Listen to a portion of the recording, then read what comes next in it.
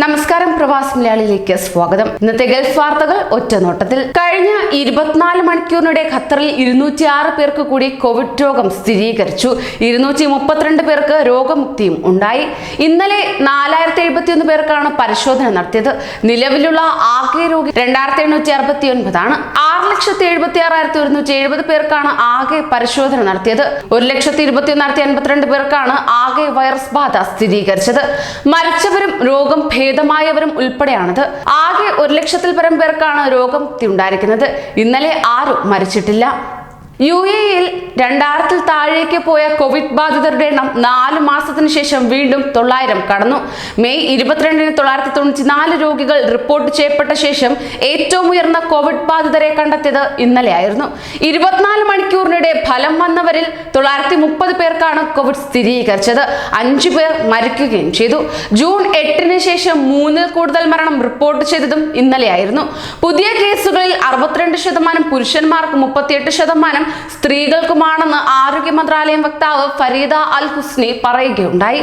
ഇതിൽ 12% 2 ആഴ്ചക്കിടെ UAE-യിൽ എത്തിച്ചേർന്നവരായിരുന്നു. മൂക്കിൽ നിന്ന് സ്വാബ് ശേഖരിച്ച് PCR പരിശോധന നടത്തുന്നതിനുള്ള ചിലവ് 250 ദിർഹമായി കുറച്ചതായി അബുദാബി ഹെൽത്ത് സർവീസസ് കമ്പനിയായ സെഹ അറിയിക്കുകയുണ്ടായി. രാജ്യത്തെ എല്ലാ സെഹ പരിശോധനാ കേന്ദ്രങ്ങളിലും പുതിയ നിരക്ക് ഉടൻ പ്രാബല്യത്തിൽ വരുന്നതാണ്. എല്ലാ ഡ്രൈവ് ത്രൂ പരിശോധനാ കേന്ദ്രങ്ങളിലും സെഹ ആശുപത്രികളിലും ക്ലിനിക്കുകളിലും പുതിയ നിരക്ക് ബാധകമാണ്. Abu Dhabi, Corniche, Zayed sports city എന്നിവ ഉൾപ്പെടെ അബുദാബി നഗരത്തിൽ 5 സ്ഥലങ്ങളിലായി 20 സ്ക്രീനിംഗ് സെന്ററുകൾ പ്രവർത്തിച്ചു വരികയാണ്. നേരത്തെ 370 ദിർഹമായിരുന്നു ഈടാക്കിയിരുന്നത്.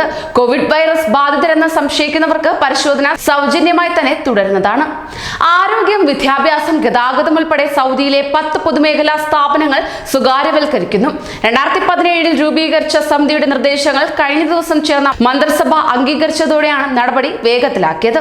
ഊർജ, വ്യവസായം, ജലം, കൃഷി, പരിസ്ഥിതി, തൊഴിൽ, ഹജ്ജ്, ഉംറ, ടെലികമ്മ്യൂണിക്കേഷൻ, ഭവന നിർമ്മാണം തുടങ്ങിയ പൊതുമേഖലാ സ്ഥാപനങ്ങളാണ് സ്വകാര്യവൽക്കരണ പട്ടികയിലുള്ള മറ്റു വകുപ്പുകൾ.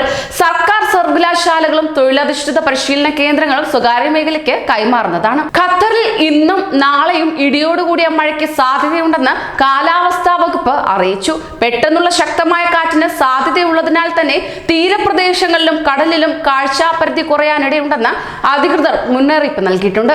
വെള്ളി, ശനി ദിവസങ്ങളിൽ കൂടിയ താപനില 40 ഡിഗ്രി സെൽഷ്യസും കുറഞ്ഞ താപനില 31 ഡിഗ്രി സെൽഷ്യസും ആയിരിക്കും. അബുദാബിയിൽ റെഡ് സിഗ്നൽ മറികടന്നാൽ ഇനി 50,000 ദിർഹം പിഴ ചുമത്തും. വാഹനാപകടങ്ങൾ കുറച്ച് സുരക്ഷിതമായ ഗതാഗത സംവിധാനം നിലവിൽ വരുത്തുക എന്ന ലക്ഷ്യത്തോടെയാണ് പിഴ നിരക്ക് ഉയർത്തിയിരിക്കുന്നത്. മത്സരയോട്ടം നടത്തുക, നമ്പർ പ്ലേറ്റ് ഇല്ലാതെ വാഹനമോടിക്കുക, പോലീസ് വാഹനങ്ങൾക്ക് കേടുപാടുണ്ടാക്കുക തുടങ്ങിയ കുറ്റകൃത്യങ്ങൾക്കും 50,000 ദിർഹം പിഴ ചുമത്തുന്നതാണ്. ഇതിനോടൊപ്പം 6 മാസത്തേക്ക് ലൈസൻസ് റദ്ദാക്കുകയും ചെയ്യും. അനുമതിയില്ലാതെ വാഹനത്തിന്റെ എഞ്ചിനിലോ ഷാസിയിലോ മാറ്റം വരുത്തിയാൽ 10,000 ദിർഹം പിഴ ചുമത്തുന്നതായിരിക്കും. ഡ്യൂട്ടി ഫ്രീ നറുക്കെടുപ്പിൽ ഇന്ത്യക്കാരന് $10 ലക്ഷം സമ്മാനം. ദുബായിൽ സോഫ്റ്റ്വെയർ എഞ്ചിനീയറായ ഹൈദരാബാദ് സ്വദേശി ലക്ഷ്മി വെങ്കട ടാറ്റ റാവു ഗ്രന്ഥിയാണ് ജേതാവായത്. 338-ാം സീരീസിലെ 48-29 നമ്പർ ടിക്കറ്റിനാണ് സമ്മാനം ലഭിച്ചിരിക്കുന്നത്. ഡ്യൂട്ടി ഫ്രീ നറുക്കെടുപ്പിൽ 1ാം സമ്മാന ജേതാവാകുന്ന 168-ാമത്തെ ഇന്ത്യക്കാരനാണ്. 1999 മുതൽ നറുക്കെടുപ്പിൽ പങ്കെടുക്കുന്നതായി ഇദ്ദേഹം പറയുകയുണ്ടായി. ഖത്തറിൽ പോലീസ് ഉൾപ്പെടെ എല്ലാ സുരക്ഷാ വിഭാഗങ്ങൾക്കും ഇനി പുതിയ യൂണിഫോം. ഖത്തറിന്റെ പൈതൃകവും ആധുനികതയും സമന്വയിപ്പിച്ച് കാലാവസ്ഥാ മാറ്റങ്ങൾക്ക് അനുയോജ്യമായ തരത്തിലാണ് പുതിയ വേഷം രൂപകൽപ്പന ചെയ്തത്. വരുന്ന ഞായറാഴ്ച മുതൽ പുതിയ യൂണിഫോമുകളിലായിരിക്കും പോലീസുകാരെത്തുക. പോലീസ് ഉൾപ്പെടെ എല്ലാ സുരക്ഷാ വിഭാഗങ്ങളുടെ യൂണിഫോമുകളിൽ മാറ്റം വരുത്തിയതായി ആഭ്യന്തര മന്ത്രാലയമാണ് പ്രഖ്യാപിച്ചത്. പോലീസ് ട്രെയിനിംഗ് ഇൻസ്റ്റിറ്റ്യൂട്ടിൽ വെച്ച് നടന്ന ചടങ്ങിൽ വെച്ചാണ് പുതിയ യൂണിഫോമുകൾ പുറത്തിറക്കിയത്. വിസ റദ്ദാക്കി രാജ്യം വിടുന്നവരും സ്പോൺസർഷിപ്പ് മാറുന്നവരും UAE തിരിച്ചറിയൽ കാർഡ് എമിഗ്രേഷന് കൈമാറണമെന്ന് അധികൃതർ.